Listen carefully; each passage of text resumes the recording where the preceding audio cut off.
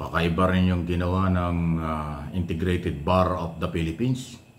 Naku, ultimong mga abogado na member din siyempre ng IBP nag-react at hindi nila gusto yung iba nga na mga award rin o binigyan ng award ay nagsauli.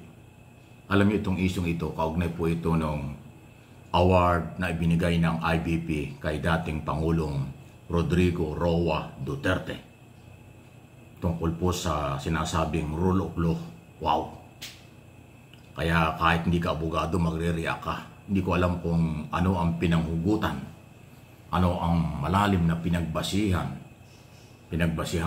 ng IBP dito sa award na ito. Kaya tuloy ngayon, nagkakasunod-sunod na mula dito Luzon, Visayas, Mindanao, yung mga abogadong lehitimong awardee ay nagre-react. Katunayan yung iba, nagbalik na. Isinosurrender na nila ang kailang award mula sa IBP dahil hindi nila matanggap na ang isang dating Pangulong Duterte na may kasong crime against humanity, paglabag sa karapatang pantao, kawalan ng respeto sa karapatang pantao mula nung siya ay mayor at naging Pangulo ng bansa sa loob ng 6 na taon, 2016 hanggang 2022, ay binigyan ng award tungkol sa rule of law. Meron bang rule of law ang nakaraang gobyerno tungkol sa di umano'y may kaugnayan sa mga illegal drugs sa ating bansa? Pag sinabing rule of law, dapat imbestigahan, kasuhan, dalhin sa korte. Ang korte ang magbibigay ng kaparusahan under the law. Due process, bigyan ng magkabilang panahon, pagkakataon ng magkabilang panig ang akusado at ang complainant sa kung anumang kaso, not only drugs cases. Dapat iyan ang rule of law. Proseso. Ang tanong, doon pa sa nakaraang gobyerno, nagkaroon ba ng ganong klaseng proseso? May mali, mabilis po ang sagot yan. Wala. Kasi kung merong proseso, wala sanang Duterteng nakakulong sa ICC. Wala sanang Pilipinong naging biktima na dumating at nagpunta sa ICC mula pa noong 2017 para magharap ng reklamo against Duterte. At ngayon nga po kaya siya ay nakakulong dahil inaresto siya dahil sa crime against humanity. Libu-libong Pilipino ang biktima nun. So, hindi ko rin alam. Although yung pong IBP ay yan po ay samahan ng mga lawyer sa Pilipinas, private sector yan. Although respetado at malaking organization ito, kaya lang ho, mismo mga abogado ang nag-react dito ho sa nangyari ito. Kaya siguro mas maganda ipaliwanag. Baka hindi rin ito magustuhan ni Cayosa, yung dating presidente rin ng IBP at yung mga dating pang naging presidente. Ano nga bang pinanghugutan ito? Nagtatanong lang, yung bang IBP, tanong lang ito. Kayo bang mga taga-IBP ay Duterte supporters, kaya kayo ay ganyan ang galaw? Iba't ang lahat ng member ng IBP, Integrated Bar of the Philippines, ay natawag dito, officer of the court. So alam na alam nila yung batas, alam na alam nila ang rules sa lahat ng kaso at usapin sa korte o kung saan man. Diba? Kasi abogado nga sila, officer of the court. Diba? So hindi naman tayo nakikialam, nagtatanong lang tayo, nagtaka rin tayo bakit may ganyang award. At siyempre, yung mga tao, hindi alam kung ano yung award na yan, kaya ating ipinapaliwanag. At yan naman ang aking obligasyon at trabahong ipaliwanag. Ano nga ba ito? Nagtatanong lang tayo.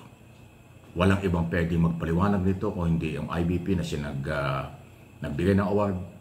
Yung kasing tumanggap ng award, wala namang ipapaliwanag yun. Unang-una, nakakulong. O di ba? Pakisagot lang. Itong mga abogadong awardee na nagbabalik, binabalik na, sinusurrender na yung award bilang protesta. At yung mga hindi man abogado pero nagtatanong, ano nga bang basihan? Kasi nga po, controversial ang dating Pangulo. At ang isyong ito ay definitely nakakarating sa buong mundo. Baka lalo tayong pagtawanan. Nagfile ang mga Pilipino ng kasong crime against humanity. Tapos binigyan ng award yung kinasuhan. Ano ba yun? Paano ang hirap paliwanag niyan? Hindi rin natin maintindihan yan. At hindi rin maintindihan yan ng mga international community na ating kaalyado. baka lalong bumaba ang pagrespeto at pagtingin sa mga Pilipino dito sa ating kasalukuyang sitwasyon. Dito lang ho sa issue ng graft ng korupsyon, napakababa na ng tingin ng international community, corrupt ang Pilipinas. Ganon katindi.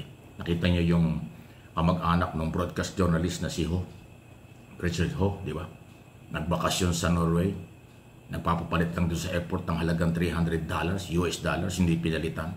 Dahil galing daw sa Pilipinas, baka daw galing sa korupsyon. Nakita mo, ganun kasama. Yan, under investigation ngayon dahil gumalaw ang ating embassy ron para alamin sa Norway government kung bakit naman ganun ang treatment sa mga Pilipino nagbabakasyon sa kanilang bansa. Ganoon ang kalala. So kaya yung pag-respect, pagbibigay ng award, recognition, dapat naaayon din sa record na totoo. Naaayon din sa karapat dapat ba o hindi. O kung gumawa naman ng intriga para pag-usapan, gumawa ng issue para maging controversial, anong layo nino? Di ba? Kaya nagtatanong lang tayo. Ganun pa man, balikan natin itong isyong ito. Lahat tayo nag-aabang kung ano ang mangyayari. Hindi pa ho sumasagot ang ICI sa ating panawagan at panawagan ng marami na isopubliko ang kanilang hearing, kanilang investigasyon, kasi hindi nalalaman ng taong bayan ang totoong nangyayari sa ongoing investigation ng ICI, Independent Commission for Infrastructure. Marami na pong nangyayari, katulad nitong controversial na di umano si Senador Mark Villar na dating Public Works and Highway Secretary, isinalang sa ICC. Nagkaroon daw ng sagutan, nagwawala daw umano si Villar doon sa hearing hanggang sa parang nag-walk out pa. Yan yung balita. Pero, sinasabi ng iba, hindi naman totoo. Hindi daw nag-walk out, hindi daw nagwala si Villar, pero sinasabing napikon, kaya nagwala dahil sa mga tanong ng ICI. Yun yung mga halimbawa na balitang nangyari sa loob. Ngayon, magkaiba ang balita sa labas. Hindi natin alam kung ano ang totoo. Samantalang kung yan ay naka-live sa social media at sa media katulad ng ginagawa ng in aid of legislation sa Senado at Kongreso, alam natin.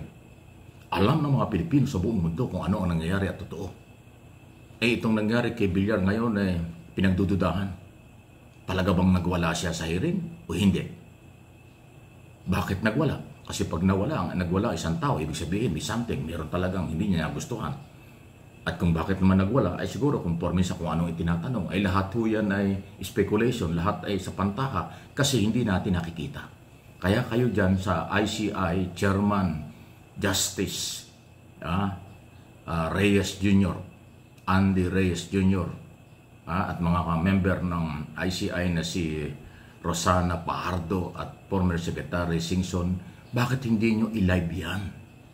Wala namang bayad, nagbo-volunteer ang social media, nagbo-volunteer ang maraming media kasi maraming interesado. Kaya kahit walang bayad, yan ay ilalive at maraming manonood na mga Pilipino. Huwag ninyo kasi itago, pinagdududahang itinatago nyo